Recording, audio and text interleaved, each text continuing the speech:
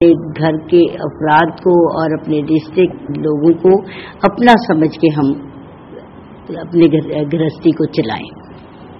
ہر شخص کو اس کے مقام پہ رکھنا، جیسے کہ انہوں نے کہا ہے، بہت ضروری ہے. اگر میاں کی ماں ہے تو وہ بیوی کی بھی ماں ہے، اور اس کو ماں ہی کے نظر سے دیکھنا چاہیے، اس کے باپ کو اس کے باپ ہی کے نظر سے دیکھنا چاہیے، بھائیوں بہنوں کو بھی اپنا ہی سمجھنا چاہیے.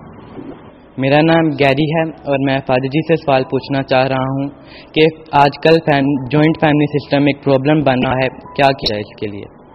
گیری، ہم جس معاشرے میں رہتے ہیں آپ کو پتا ہے یہاں کی ایک بہت مضبوط روایت جو ہے وہ ہمارا جوائنٹ فیملی سسٹم ہے. جوائنٹ فیملی سسٹم جو ہے اس کی بہت ساری مثبت باتیں بھی ہیں، جہاں پر اس کے بہت سارے مسائل بھی ہیں. آپ نے مسائل کی بات کی ہے، لیکن میں اس سے پہلے مثبت باتوں کا ذکر کرنا چاہوں گا کہ معاشرے میں رہتے ہوئے ہمیں ایک دوسرے کی ضرورت پڑتی ہے. خاندان میں والدین جو ہیں، بہن بھائی جو ہیں، چاچے چاچیاں، مامے پھوپھیاں، سب جب کوئی مشکل ہوتی ہے تو مدد کے لیے آتے ہیں، ایک دوسرے کی مدد کرتے ہیں، جس سے مسائل ہیں وہ مسائل نہیں رہتے بلکہ بہت جلدی ان کا حل نکالا جا سکتا ہے. لیکن آپ نے جو مسائل کی بات کی ہے اس میں ایک بات بہت ضروری ہے جس کا ہمیں خیال رکھنا چاہیے کہ جوائنٹ فیملی سسٹم میں ہم کبھی کبھی سارے کے سارا بوجھ جو ہے ایک شخص پر دیتے ہیں، یعنی کہ ایک شخص کمانے والا باقی سارے کھانے والے ہیں. جیسے ابھی صابر سرویا صاحب نے حقوق و فرائض کی بات کی تو اس میں انہوں نے کہا کہ ہم سب کو اپنی ذمہ داریاں شیئر کرنی چاہیے، ہمیں اپنے فرائض جو ہے انہیں اچھی طریقے سے ادا کرنا چاہیے. اور میرے خیال میں اگر ہم اپنے فرائض جو ہے اچھے طریقے سے ادا کریں گے تو یقیناً ہماری فیملیز جو ہے حال ہوں گی اور اس میں پرابلم جو ہے کم ہوں گی. اس کے علاوہ جوائنٹ فیملی سسٹم میں ہمیں اپنے بچوں کو ترغیب دینی چاہیے کہ وہ خود مختار بنے. ٹھیک ہے، ضروری نہیں کہ انہوں نے ساری زندگی والدین کے ساتھ ہی رہنا ہے. ایک وقت زندگی میں ایسا ضرور آنا چاہیے کہ جب انہیں بھی فیصلہ کرنا چاہیے کہ انہیں ابھی ایک انڈیپینڈنٹ گھر بنانا چاہیے. اس طرح مسائل کم ہوتے ہیں اور خوشحالی جو ہے وہ گھر میں زیادہ ہوتی ہے. جوائنٹ فیملی سسٹم میں مسائل کے ساتھ ساتھ یقیناً بہت ساری برکات بھی ہیں، اور ان برکات کی شکرگزاری کرتے ہیں ہمیں جوائنٹ فیملی سسٹم کو فروغ دینا چاہیے کہ ہم اگر دوسرے گھر میں بھی رہتے ہیں تو ہمارا تعلق اور رشتہ فیملی کے ساتھ اسی طرح مضبوط ہو جیسا ایک گھر میں رہتے ہیں. میرا نام کومل ہے اور میرا سوال مسٹر صابر سے ہے کہ جب پیرنٹس زبردستی اپنے بچوں کی شادی کر دیتے ہیں اور ان کا گھر نہیں بستا اور وہ بہت سی ورس سچویشنز فیس کرتے ہیں اور ڈائیورس تک نوبت پہنچتی ہے، تو اس سلسلے میں پھر کیا کر سکتے ہیں وہ کہ مطلب جب ان کی آپس میں بن پا رہی ہوتی تو، اور اس طرح سے بے شک کہ ہمارا مذہب اجازت نہیں دیتا، تو پھر ان کو کیا کرنا چاہیے؟ کومل، بڑا اچھا کوشچن کیا ہے. ہمارے یہاں زبردستی شادیوں کا جو رواج ہے وہ عام ہے. نہ صرف پنجاب میں بات کروں بلکہ سندھ، بلوچستان اور سرحد میں تو شادیاں ہوتی ایسی ہیں. یہ جو 3 ہمارے صوبے ہیں ان میں بہت زیادہ شادیاں جو ہیں وہ زبردستی کی شادیاں ہیں اور وہ گن پوائنٹ پہ نبھائی بھی جا رہی ہیں. لیکن میں سمجھتا ہوں کہ زبردستی کی شادی کوئی شرط نہیں ہے. اس میں بالکل دونوں طرف سے لڑکے کو اور لڑکی کو بالکل رضامند ہونا چاہیے. اور میں مسیحی شادی کی مثال دوں گا کہ ہماری مسیحی شادی میں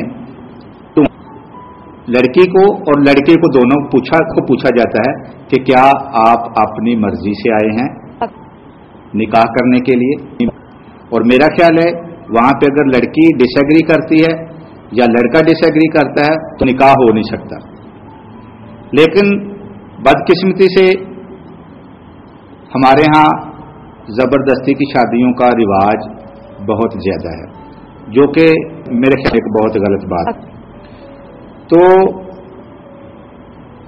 ہونا یہی چاہیے جو نوجوان ہیں، اگر میں شاید اپنے کلچر کے خلاف بات کر رہا ہوں کہ جب اس طرح سے کوئی زبردستی کی شادی ہوتی ہے تو ہمیں بالکل ڈٹ جانا چاہیے، ہمیں انکار کرنا چاہیے.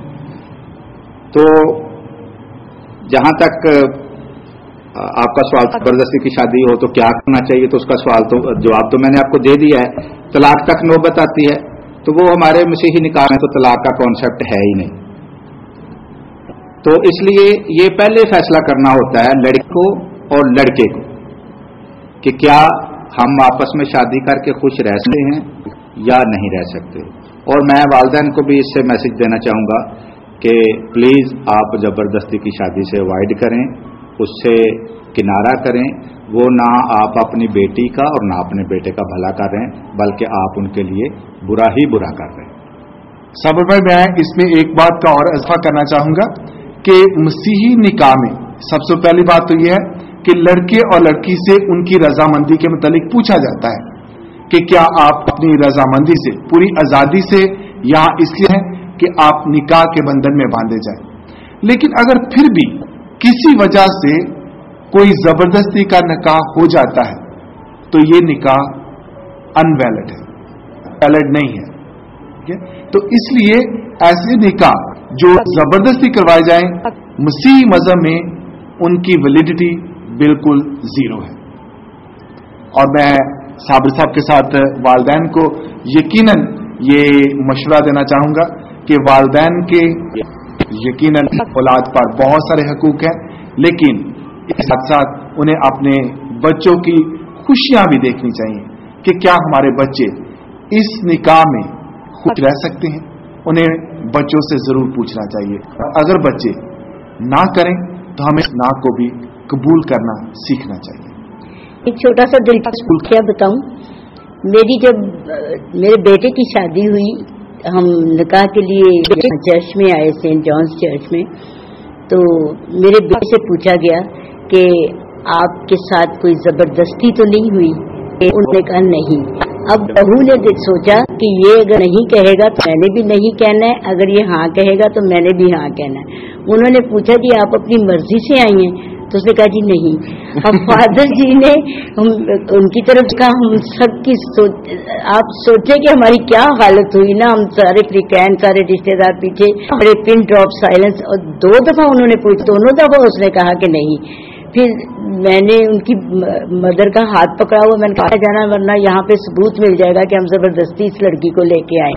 फिर फादर जी ने कहा कि बेटे गौर से सुनो, मैं आपसे क्या पूछ रहा हूँ। तो फिर जाके कहीं वो निकाह हुआ है।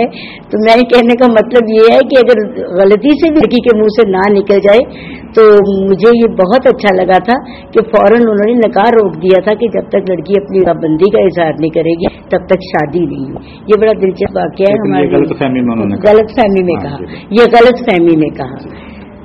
और मसीही निकाह में वाकई ये बात बहुत अहम है कि अगर लड़की गलती से भी ना कह दे तो निकाह जो रुक जाता है जब तक हर चीज जो है क्लियर ना हो जाए। और ये बहुत अच्छी बात है, बहुत अच्छी बात है। मेरा नाम मुबीना गिल है। तो फादर जी क्वेश्चन ये है कि अगर हस्बैंड जो है वो आपके मेंटल स्टैंडर्ड का नहीं है और वो टॉर्चर करता है या शराबी है, तो इन हालत में क्या डिवोर्स फिर भी नहीं ली जा सकती? मुबीना, आपने बहुत हकीकत पसंदाना सवाल किया है और वाकई हमारे माशरे में खानदान ऐसे भी हैं तो इस मुश्किल का शिद्दत से शिकार है। हमें ऐसे बेटों और बेटियों का साथ देना चाहिए जो निकाह में या खानदानी जिंदगी में मुश्किलात का शिकार है। लेकिन देखिए, ये शराब पीना, जुआ खेलना या किसी भी और बुरी आदत का शिकार होना ह्यूमन लिमिटेशन है, इंसानी फेल है जिसका इलाज किया जा सकता है। आप कोशिश करें कि ऐसे लोगों की मदद करें जिनको हमारी मदद की जरूरत है। आप अपने वालिदैन से मदद ले सकती हैं, आप अपने ससुराल वालों से, या जैसे मैडम ने कहा कलीसिया के रहनुमाओं के पास जाएं उसकी मदद के लिए, ताकि निकाह का जो पाक साक्रामेंट है उसकी अलहदगी या तोड़-फोड़ तक नौबत ना जाए। हमें ये भी एक किस्म की बीमारी है, जैसे इंसान को फिजिकल बीमारी होती है जिसके ट्रीटमेंट हम करवाते हैं, ये भी एक बीमारी है जिसकी हमें ट्रीटमेंट की जरूरत है, उसका इलाज होना चाहिए ताकि वो एक बेहतर और तंदुरुस्त इंसान बन सके। इसका एकदम सोचना चाहिए कि जी चूंकि ये मुश्किल है इससे हम कैदगी कर लें या तलाक ले लें, ठीक है। इसका वैसे डायरेक्ट हल यही न सकता है, लेकिन मसीही मजहब में हमें हमेशा सब्र का दर्ज दिया गया है, साबित करने का दर्ज दिया गया है, हमें मुस्तकिल मिजाजी का दर्ज दिया गया है। एकदम फैसले करने की बजाय हमें जरूर कोशिश करनी चाहिए और आखिरी हद तक कोशिश करनी चाहिए। मुकाशफा की किताबें में बताती है, जान देने तक वफादार है तो तुझे जिंदगी का ताज है। यहाँ पर हम लेते हैं ATC पे